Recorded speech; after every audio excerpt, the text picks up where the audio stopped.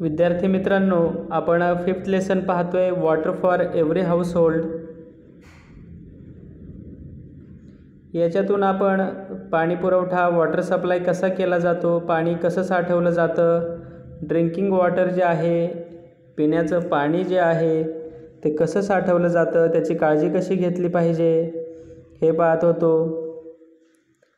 त्यानंतर आपण पाहिलं मोठ्या गावामध्ये पाणी कसं पुरवलं जातं, त्यातून ते पाईपद्वारे किचन, बाथरूम, टॉयलेट्स असं नळाद्वारे या ठिकाणी कसं पोचवलं जातं हे सुद्धा आपण काल पाहिलं. आणि मानवी वस्ती जे असेल, गाव असेल, शहर असेल, शहरातील वस्ती असेल, त्याच्यासाठी पाणी कोठून आणि कसं पुरवलं जातं हे सुद्धा पाहिलं.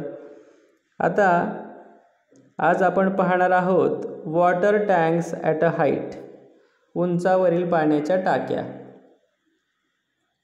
मित्रांनो, तुम्ही जर गावाकडे राहत असाल, शहराकडे राहत असाल, तर तुम्हाला उजव्या बाजूला पहा, मी लाल रंगाने खूण करत आहे, ती अशी टाकी तुम्ही पाहिली असेल. तर अशा टाक्यांचा उपयोग काय होतो नेमका, आता आपण पाहूया. We know that water flows downwards. आपल्याला माहिती आहे की पाणी उताराच्या दिशेने वाहत असतं. But if we want to lift water upwards we have to use some force. पण हेच पाणी जर आपल्याला अपवर्ड्स म्हणजे जमिनीपासून वरच्या दिशेने, आकाशाच्या दिशेने न्यायचं असेल, we have to use some force. आपल्याला त्या ठिकाणी जोर लावावा लागतो, फोर्स लावावा लागतो. मग आता जमिनीपासून आभाळाच्या दिशेने पाणी न्यायचं म्हणजे कुठं न्यायचं, ह्या उंचावरच्या टाकीमध्ये पाणी न्यायचं.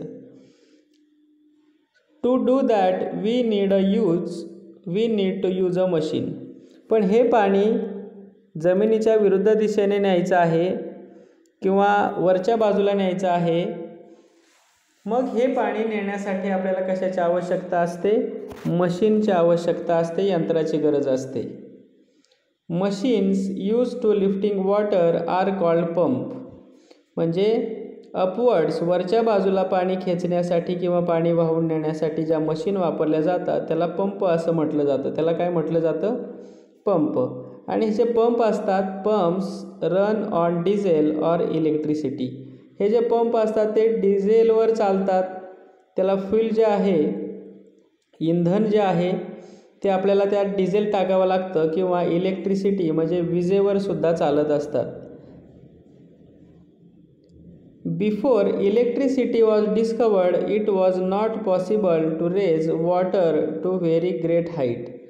पूर्वीच्या काळी जेव्हा विजेचा शोध लागला नव्हता तेव्हा पाणी ग्रेट हाईट म्हणजे खूप उंचावर नेता येत नव्हतं. But electric pumps can help us to do so.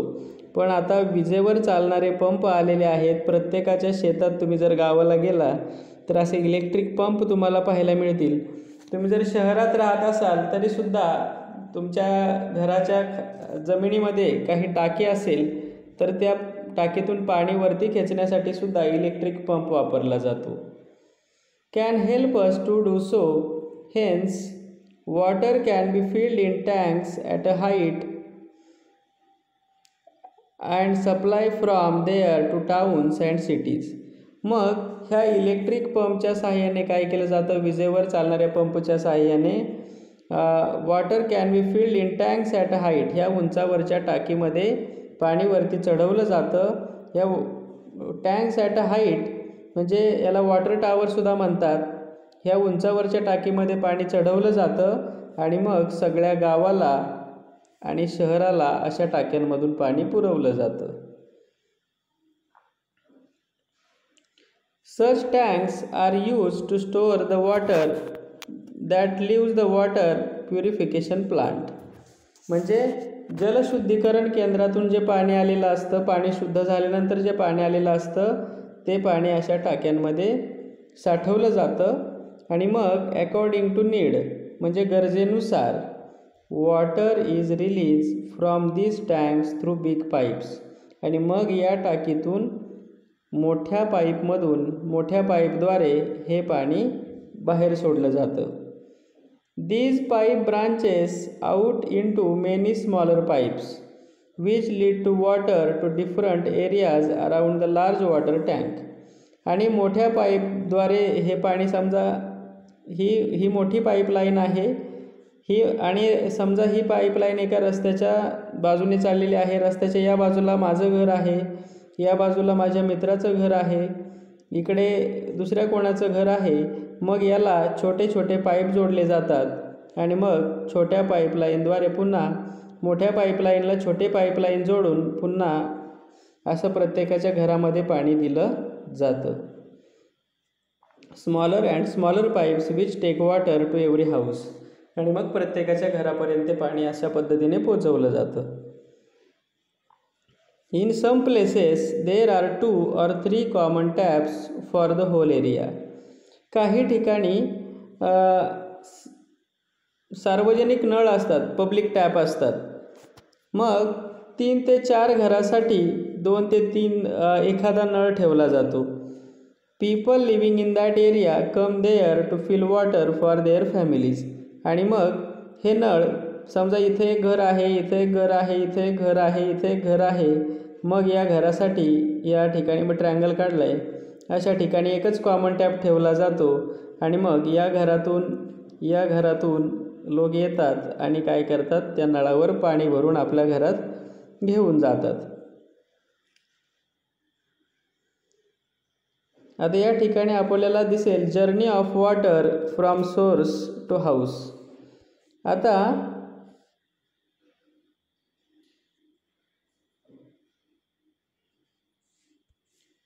Source of water for the settlement. पाण्याचा सगळ्यात मोठा स्रोत कोणता आहे? आपल्याला पाऊस आहे. या ठिकाणी समजा धरण असेल किंवा एखादा बांध असेल, या धरणातून हे पावसाचं पाणी या धरणामध्ये साठलेलं आहे, नदीद्वारे ओढ्यातून आलेलं. तिथून हे पाणी कुठं आणलं जातं? वॉटर प्युरिफिकेशन सेंटरला. या ठिकाणी पहा, हे वॉटर प्युरिफिकेशन सेंटर आहे या ठिकाणी. कारण की हे धरणाचं पाणी जसंच्या तसं आपण घरी नेलं तर ते अशुद्ध असणार आहे, ते प्युरिफाईड नसणार आहे. म्हणून या ठिकाणी ते पाणी प्युरिफाय म्हणजे शुद्ध केलं जातं. आणि पाणी शुद्ध केल्यानंतर ते पाणी पाईपलाईनद्वारे अशा वॉटर टावर किंवा जे उंचावरच्या ज्या टाक्या आहेत तिथं आणलं जातं. त्या टाकीतून पुन्हा काय केलं जातं, मोठ्या पाईपने काय केलं जातं आहे,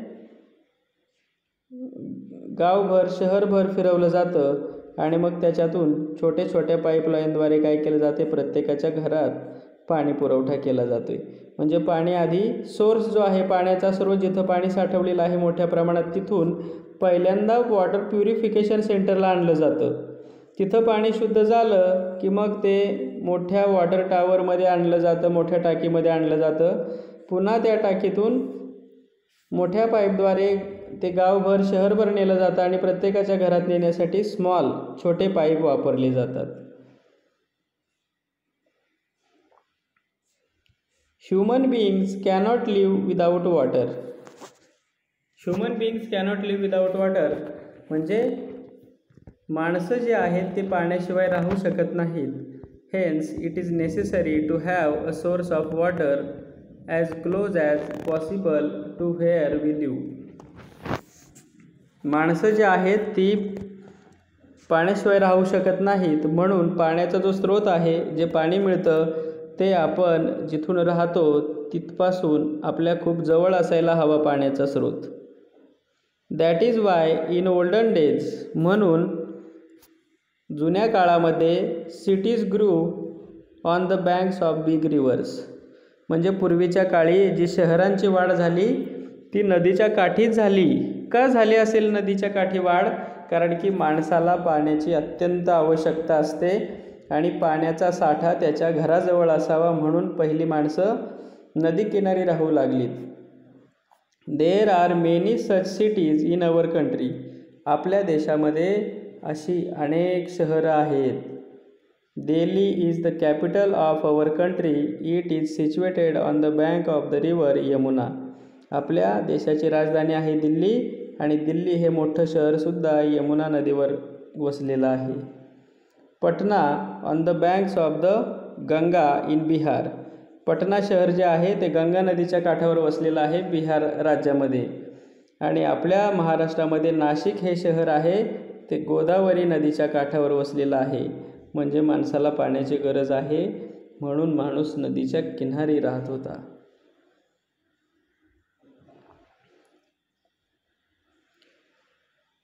इवन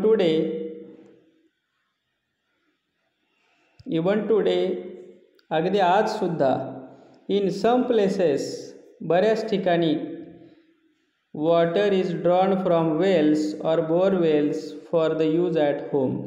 अजूनसुद्धा बऱ्याच ठिकाणी अशा रीतीने हे जे पाणी आहे ते बरेच लोक विहिरीतून आणि कूपनलिका ज्या असतात, तुम्ही ज्याला हापसी किंवा हातपंप म्हणता, तिथून आणत असतात.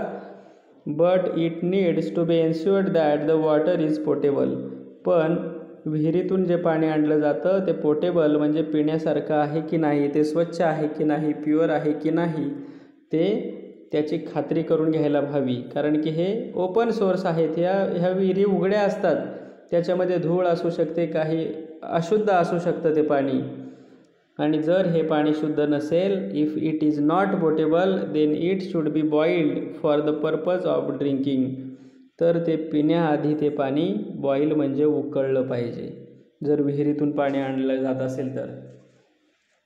So that it will not endanger our health.